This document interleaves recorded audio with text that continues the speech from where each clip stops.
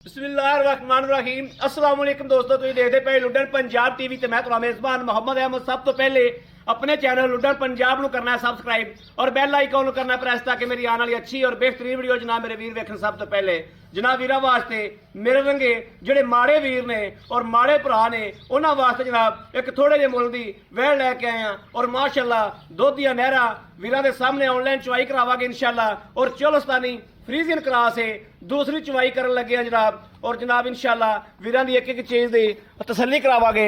थान वाने की बड़ी प्लेयर माशाअल्लाह है जनाब, कैमरे की अख हमेशा की तरह तसल्ली करावेगी। और वैड़ दी बरीकियां वेखनियां ने कि वैड़ बरीक है या नहीं है। और थल्लों माशाअल्लाह पंडा मारी फिरदी है वीरां दे सामने आ।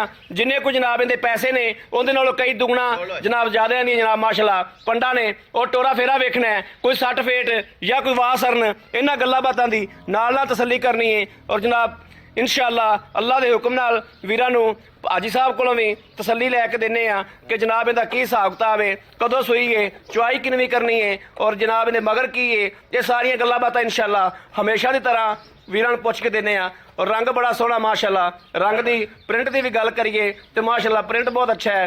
और मगर बच्चा जनाब लाओ बच्चा जी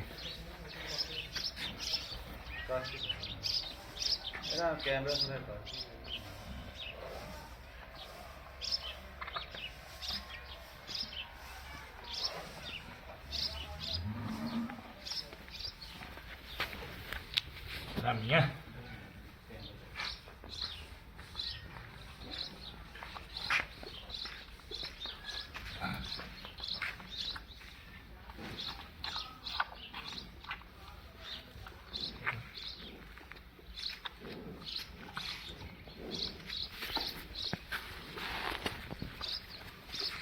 सिंगा देंगे फिर बाद अगे बंद चुआई कर तक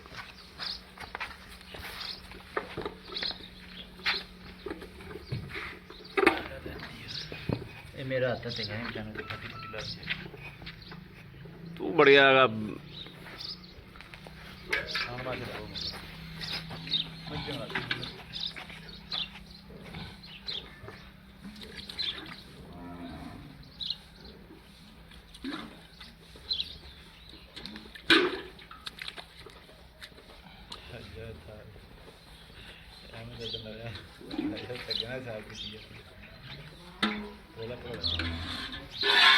जनाब तार की तसल्ली करनी है, ठीक है।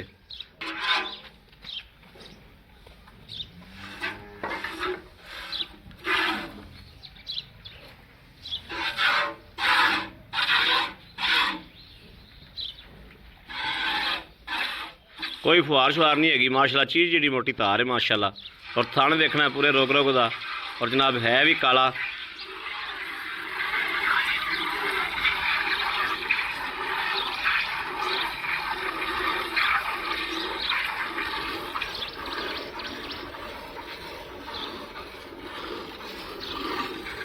तीर शराब का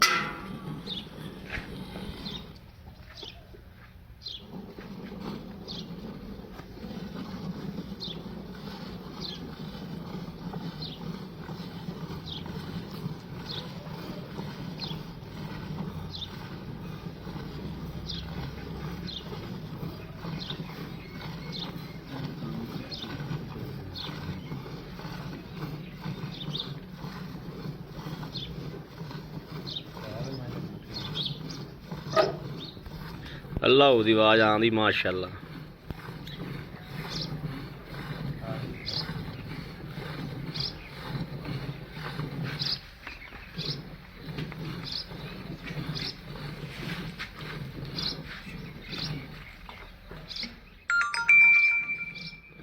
ऐसा में दूसरी चुवाई है कि तीसरी? दूसरी चुवाई।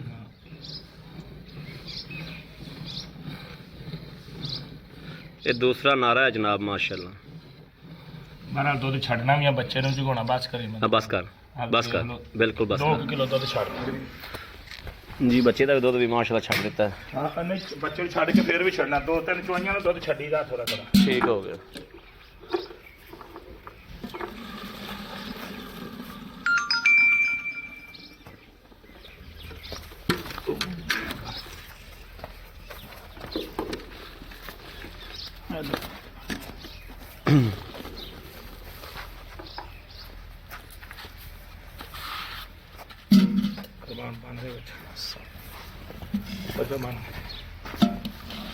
ਇੱਕ 2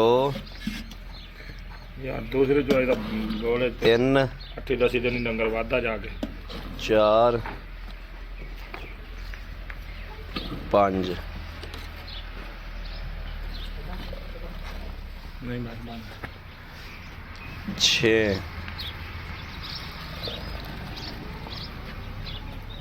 7 चलो बड़ा ता फड़ी कैमरा उस पास यार।